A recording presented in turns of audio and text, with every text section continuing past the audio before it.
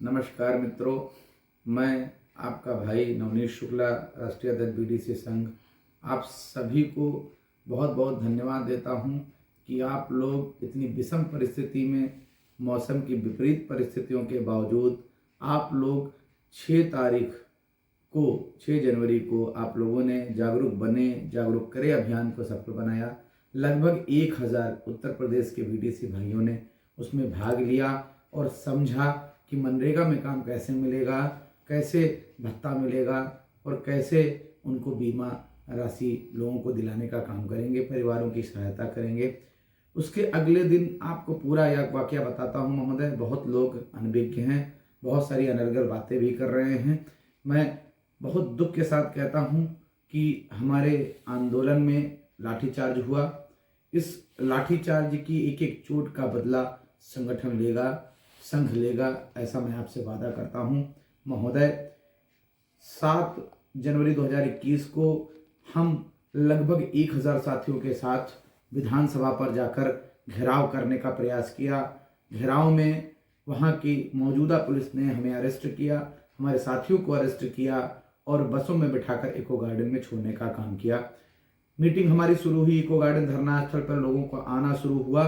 तकरीबन 30 से 35 हजार लोग वहां पर उपस्थित हुए इको गार्डन धरना स्थल पर, जो हमारे बीडीसी भाई थे, जो उत्तर प्रदेश के समस्त जिलों से, सभी ब्लॉकों से आए थे। जबकि मौसम में इतनी खराबी थी, मौसम खराब था और रात में बारिश भी हो रही थी, उसके बावजूद लोगों ने मेरा सहयोग किया। इसके लिए मैं हृदय से आभार व्यक्त करता हूं। 7 जनवरी 2022 को जब हम इको गार्डन से लगभग 2 बजे के आसपास बाहर निकलने का प्रयास किया तो हमारे साथियों ने बैरिकेडिंग को हटाकर, दरवाजे को खोलकर बाहर जोश में निकल गए। उसमें महोदय पुलिस प्रशासन ने, लगभग 10 पुलिस वालों ने हमारे ऊपर अटैक किया और मुझे बिठा लिया। मुझे बाहर जाने का अवसर नहीं दिया और हमारे भाई बाहर निकलने लगे और हम पर उन्होंने दबाव बनाया कि अपने साथियों को आप वापस लीजिए। मैंने भी, चूंकि एडीसीपी महोदय की तरफ से कॉल आई थी कि 3 बजे हम आएंगे और हो सकेगा तो किसी कैबिनेट मंत्री को आपसे मिलाएंगे और आपकी बात को वो सुनेंगे और आपको कुछ ना कुछ उपचार जरूर देंगे।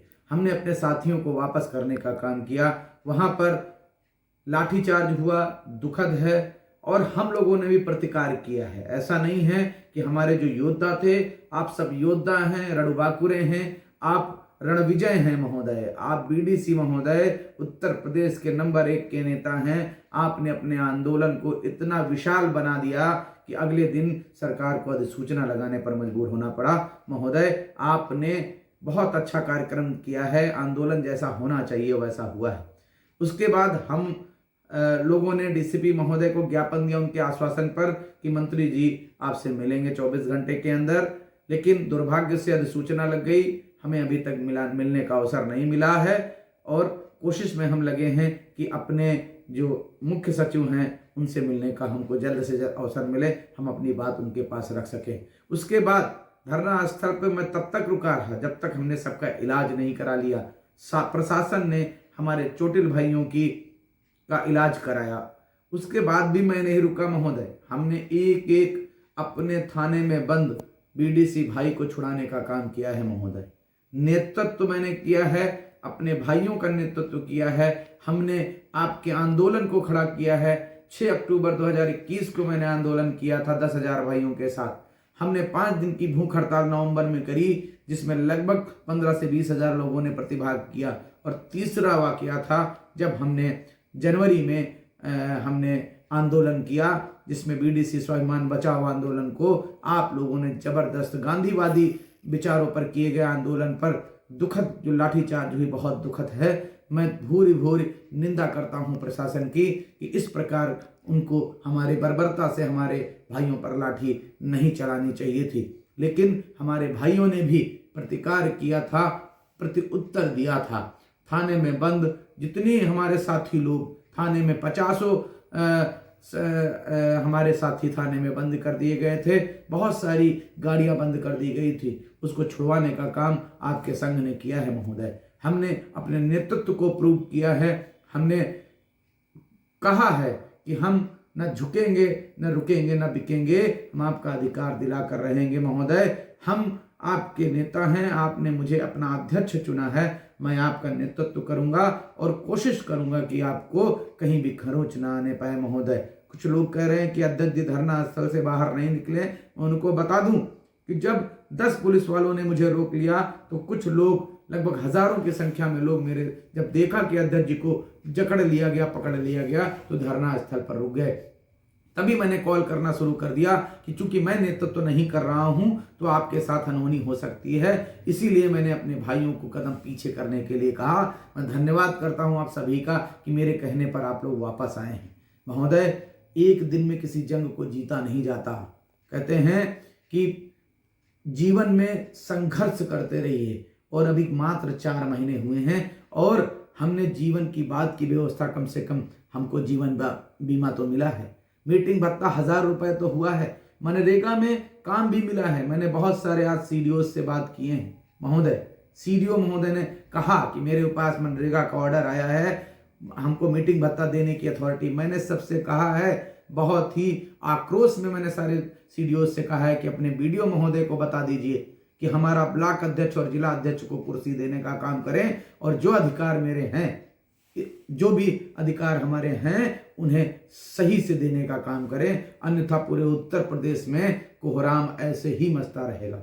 महोदय, इतना आपने बड़ा कार्यक्रम किया, लखनऊ जैसी जगह पर किया, एक दिलेरी का काम किया है। आप सब योद्धा हैं महोदय, आप सब शेर हैं, और शेर का नेतृत्व जो कर रहा है वो भी सवा शेर है महोदय। आपको बता दें, प्रशासन ने हमारे हर भाई को छोड़ने का काम किया है, न किसी प्रकार का मुकदमा लिखने दिया गया है, न किसी प्रकार का किसी को अत्याचार हुआ है महोदय।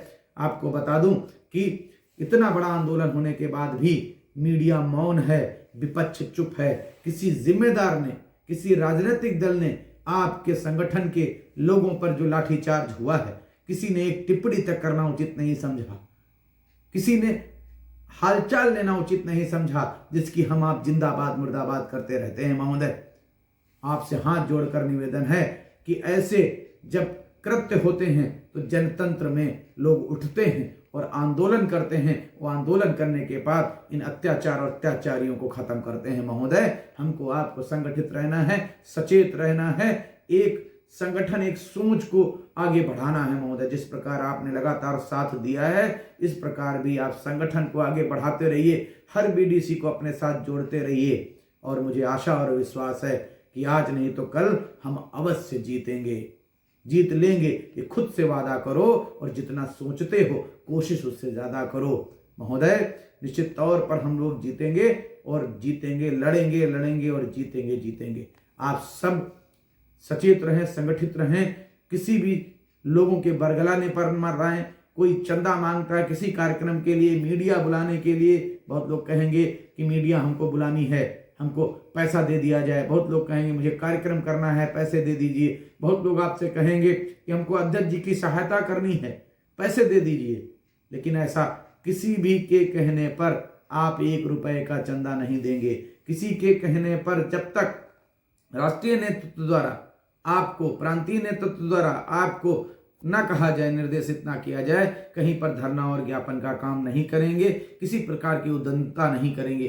अन्यथा संघ जिम्मेदार नहीं होगा, वो जिम्मेदारी आपकी व्यक्तिगत होगी। संघ आपकी कोई सहायता करने में असमर्थ रहेगा। हाथ जोड़कर निवेदन है, मुझे किसी का विरोध नहीं करना है, हमें केवल और केवल अपने अधिकार प्राप्त करने हैं, जिसके लिए हम गांधीवादी विचारधारा पर चलकर अपने अधिकार को प्राप्त करेंगे। मुझे लोकतंत्र पर और लोकतंत्र पर सबसे जो पुनीत ग्रंथ है हमारा संविधान पर मुझे पूरा भरोसा है कि आज नहीं तो कल हम अवश्य जीतेंगे महोदय। आप सब लोगों से निवेदन है कि किसी के बरगलाने पर ना आइए, किसी डायरेक्ट आप संबंध रखिए, आप डायरेक्ट लोगों से बात करिए, हमसे आप बात करिए, संवाद करिए। कोई सुझाव है मुझे दीजिए, कोई आपको आपके मन में संशय है आप मुझसे पूछिए, मैं आपको जवाब दूंगा। मैं संगठन का संचालक हूं, आपका बड़ा भाई हूं, आपने मुझे अभिभावक बनाया है। मैंने कोशिश करी है कि मैं अपने नेतृत्व को साबित करूं और मुझे ऐसा लगता है कि मैंने नेतृत्व को साबित किया है। अपने भाइयों को थाने में जाकर छुड़ाने का काम किया है। हमने विधानसभा का घेराव करने का काम किया है। हमने एक आंदोलन खड़ा करने का काम किया है। मात्र 4 महीने में न किसी ने चंदा दिया है और न किसी ने बहुत ज्यादा शारीरिक सहयोग दिया है। महोदय, आप सब पदाधिकारियों से मेरा निवेदन है कि जो पदाधिकारी हमारे कहें, सभी बीडीसी भाई उनका सहयोग करें, क्योंकि पदाधिकारियों ने जो सहयोग दिया है सारे बीडीसी भाई ने सारे जिलों से नहीं दिया है। मुझे उम्मीद है आने वाले समय में ये संख्या जो आज 30 से 35 हजार थी वो कम से कम 50 हजार प्लस में होगी, ऐसा मुझे विश्वास है। आपके पास 2 महीने का समय है। जब तक एमएलए के चुनाव हो रहे हैं आप अपने संगठन को मजबूत करते रहें, बीडीसी भाइयों को जोड़ते रहें। अत्याचार और अत्याचारी खत्म होगा। ये आंदोलन जो आपने 7 जनवरी 2022 को किया है इतिहास के पन्नों में लिखा जाएगा। जो हमारे बीडीसी भाइयों ने लाठी खाकर यहाँ बलिदान दिया है वो याद किया जाएगा, आने वाली पीढ़ी उन्हें याद करेगी। हमने कहा था आप इतिहास के रचनाकार होगे, आप भाग्य के विधाता होगे, आपके हाथ में चाबी है। लोकतंत्र में सबसे बड़ी शक्ति वोट की होती है। आप संगठन और हमारे नेतृत्व का इंतजार करिएगा, निर्देशन का इंतजार करिएगा। हम लोग बहुत अच्छा करेंगे अगर संगठित रहे तो, अगर सचेत रहे तो, होशियार रहे अगर, हम संगठन में बहुत अच्छा करेंगे और निश्चित तौर पर आपको अधिकार दिलाकर रहेंगे। मानदेय और विकास निधि मेरी मुख्य मांग है, वो भी मैं दिलाकर रहूंगा, ऐसा मेरा वादा है। मैं फिर से आपसे निवेदन करता हूँ, संगठित रहें, सचेत रहें, किसी के बरगलाने पर ना आए, मन में कुंठा ना बांधे, कोई आपको भयभीत ना करने पाए और सबकी मदद करने का प्रयास करें। जितने भी बीडीसी भाई हैं, जितने हमारे ब्लॉक अध्यक्ष हैं, जितने हमारे जिला अध्यक्ष हैं, एक दूसरे का सहयोग करें, हर तरह से सहयोग करें और उनके अधिकार दिलाने में पूरा सहयोग करें। जय हिंद, जय बीडीसी, बीडीसी एकता जिंदाबाद, हमारे वीर योद्धा जिंदाबाद, हमारे सारे रणबांकुरे जिंदाबाद। और जिनके ऊपर लाठीचार्ज हुआ है, जिन्होंने इस आंदोलन में जो उनके ऊपर अत्याचार हुआ है, उन सभी भाइयों को मेरा बहुत बहुत प्रणाम, बहुत बहुत धन्यवाद। और सभी जिला अध्यक्षों से मेरा निवेदन है, ब्लॉक अध्यक्षों से निवेदन है कि अगर हमारा कोई भाई चोटिल हुआ है तो उसकी भरपूर आप सहायता करिए, आप उसके हालचाल लीजिए। आप अगर जो हालचाल लेते हैं इसका मतलब हम उसका हालचाल ले रहे हैं। किसी जिला अध्यक्ष द्वारा लिया गया हालचाल राज्य अध्यक्ष का होता है। धन्यवाद। जय हिंद, जय बीडीसी। जिंदगी की असली उड़ान अभी बाकी है, इरादों का इम्तिहान अभी बाकी है। अभी नापी है मुट्ठी भर जमी, अभी पूरा आसमान बाकी है। जय हिंद, जय बीडीसी।